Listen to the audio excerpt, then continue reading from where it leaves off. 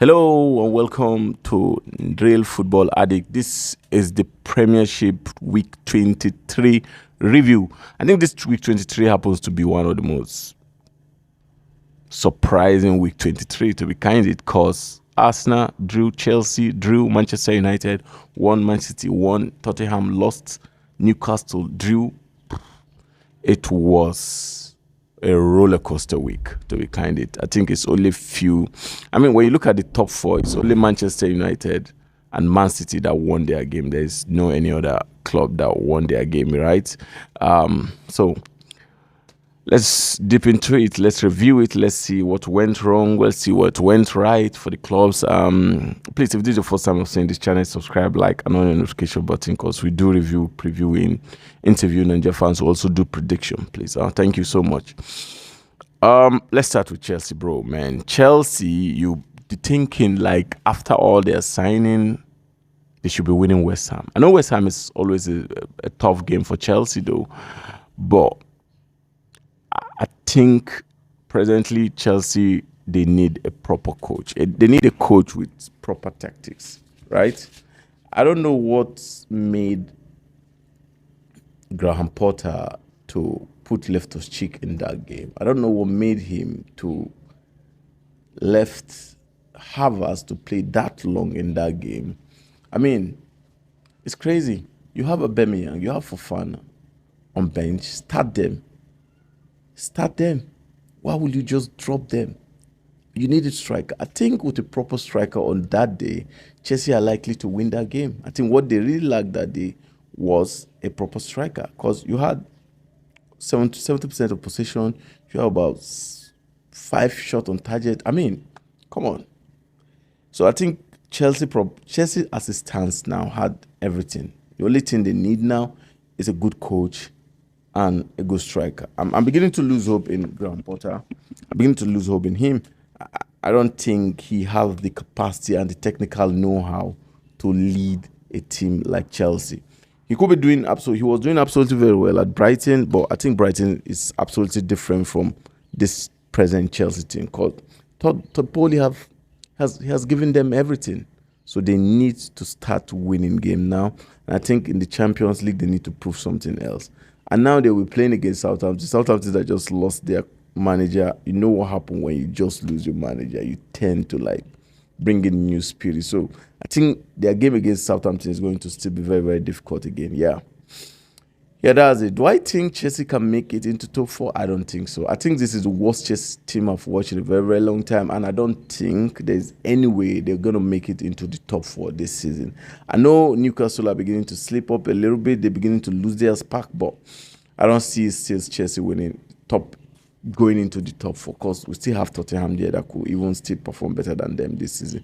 The chemistry is not just there for Chelsea yet. Yeah, that's it. Do I believe in Graham Potter? I don't believe in him anymore. I think they need a proper coach that can take them to the height that they really need. All right, the next one is Arsenal against Brentford. That game, I said it, man. In my prediction, I think I thought anyhow, Arsenal win this game, knowing well that Arsenal won them at home 3-0. But Brentford, come on. They're such a tough team to play. They've won Manchester United. They've won Man City. They've, I think, won Liverpool, right? And they drew. I know they've performed very, very well against the top team this season. So, but Arsenal that day, I think they really miss Gabriel Jesus, because if Gabriel Jesus was in that game that day, I think they're going to win that game. And this is the point again. I think Arteta got his tactics wrong by removing Martinelli. Yes, I think the first thing you should have done is to remove Nketiah. Nketiah was not in that game at all. Nketiah's performance lately has been awful. So why would you leave Nketiah in the game and remove Martinelli? Martinelli has more spark, and I think Martinelli can still cause more havoc than Nketiah. Trossard should have come into that game. Martinelli should have moved a little bit into the middle. Then I think they would have gotten a point. And what the fuck was Ramsdale doing, for God's sake? What was he doing to concede that kind of goal? Who was he looking for? Who was he flying with, for God's sake? And they considered that goal. And I give all the fault to me is Ramsdale caused that goal, and it cost them 2 maximum points. Arsenal will be meeting Man City on Wednesday, which is a very, very difficult game for them now. And if they lose that game, then man, beginning to lose the Premiership, which is hot one, which is a very, very hot one to take. But it is what it is. Let's wait and see what happens on Wednesday between Arsenal and Man City. It will be Emirates, and I think it's going to be very, very tough game, man. It's going to be very, very tough game. All right, the next one is Manchester United against Leeds United. Next one is Leeds United against Manchester United. Oh, yeah.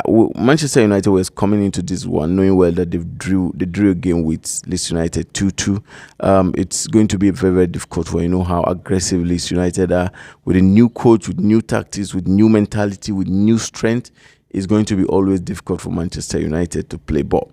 I think Manchester United did everything absolutely, especially in the second half, man. They did everything absolutely very, very hard.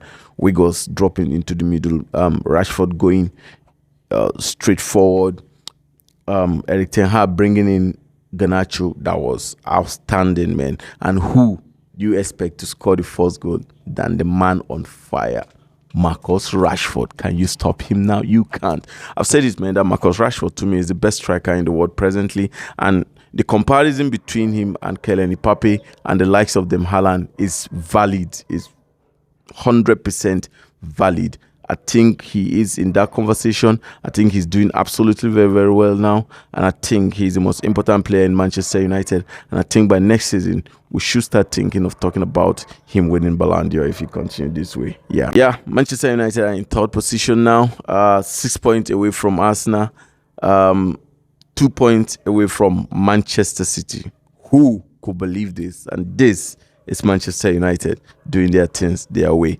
The next one is Aston Villa against Manchester City. I think Manchester City put on a performance, the best performance I've seen in recent time. They played absolutely very well. They dominated the game. Haaland was useless though, but man, all other players played absolutely very well. They scored 3-1. I did that prediction on my weekly prediction, and I said it categorically that Man City are going to play 3-1. I also said it that Chelsea are going to play 1-1. I said it that Manchester United are going to win. So please just follow me, man. I'm fucking good on these things, yeah. So Manchester City won. They came second. Now they're playing against Arsenal during the weekday on Wednesday, and if they win that game, they will go top of the table. So it's going to be a very, very interesting, amazing, and outstanding match to watch on Wednesday. We're going to do the preview of that game, so just watch out for it. So Manchester City are second in the table now. Liverpool and Everton will be playing today, and we'll be watching out for the outcome. These are just the review of what happened during the weekend. Newcastle drew their game 1-1. I can't believe that happened. That Tottenham, that won Man City just last week, got defeated by Leicester City 4-1. I mean, the Premiership is something else. That's why it's one of the most difficult league in the world. It's one of the most entertaining league in the world, and it's one of the most exciting league in the world, because you can't just give a perfect prediction, man. You can't define a team by what it played last week. That's it. Otherwise, who will say that Tottenham will lose a game to Leicester City 4-1? It's incredible. I think that's it. Please, if this is your first time of seeing this channel, subscribe, like, and on the notification button, and blessed.